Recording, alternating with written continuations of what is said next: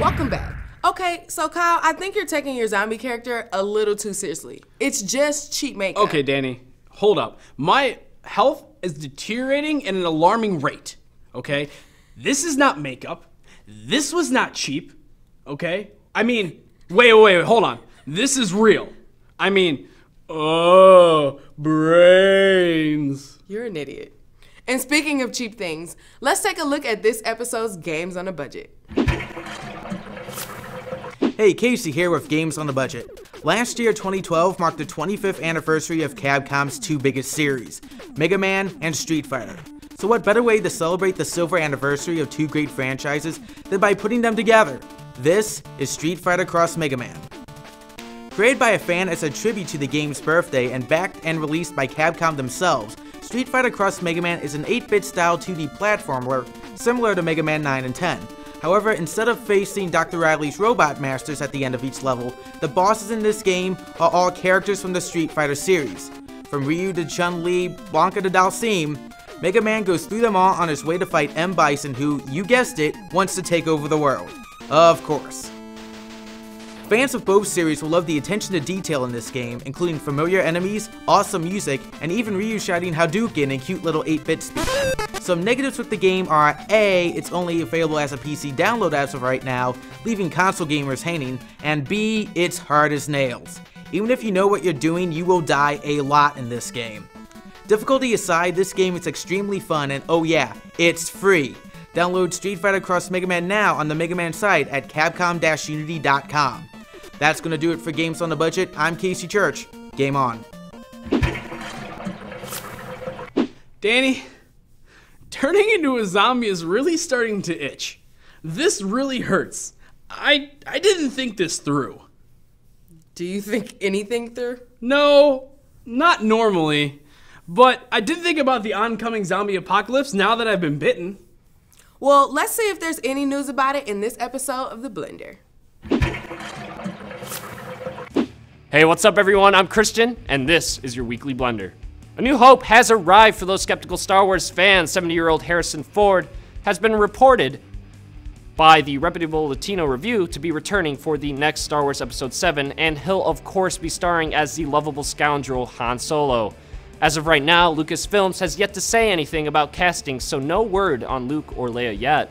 Sony's PlayStation 4 prototype controller has been leaked. Included on the controller are the integration of a touchpad, motion tracker, integrated microphone, and an overall redesigned look, including the thumbsticks, directional pad, and rear triggers. Warner Brothers has announced that they're expecting to release a new Batman Arkham game later this year, but they were also sure to leave out the details. So we really won't know much else until we get closer to the game's actual release. According to Nintendo, it is the year of Luigi. Of course, we all know about Luigi's Mansion's Dark Moon that is coming out next month, but what you might not known is that we're also getting Mario and Luigi's Dream Team, which will take place entirely inside of Luigi's Dreams. Also, no word on the zombie apocalypse. And that's this week's news, blended and ready for consumption. Back to you, Danny and Kyle. See, Kyle, everyone knows you're faking, and you're starting to creep me out. I'm trying to be a cast member on The Walking Dead, Danny. Kyle, you couldn't even win at the Walking Dead board game, and you were playing by yourself. You'll never get the part. Well, that game is really hard, and they totally set me up to fail. Kyle, we left you in there for 40 minutes, and you came out crying. Well, we did a review on it just so you could see how awful it is.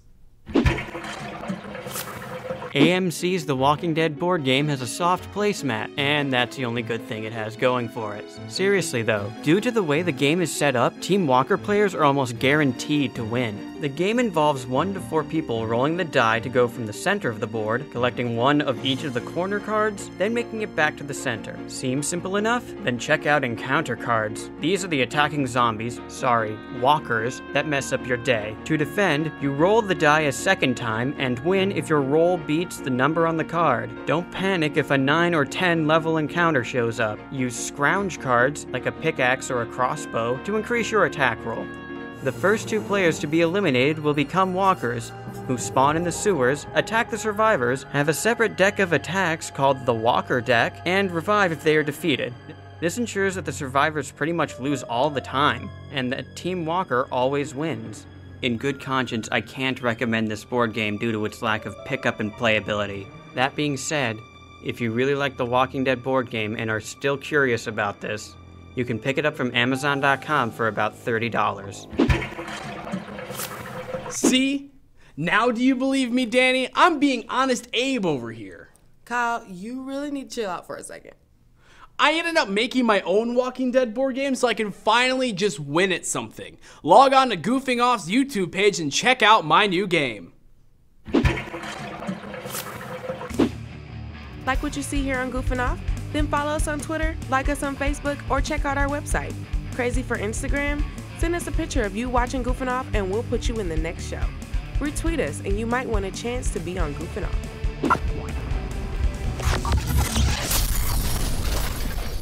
Kyle, you're being such a big baby right now. Do you want us to call your mom? No, don't call my mom. Last time you called her, she kicked me out for an entire week. Do you know how hard it is to sleep on a moving bus? Before Kyle starts going off on a tangent again, let's take a break.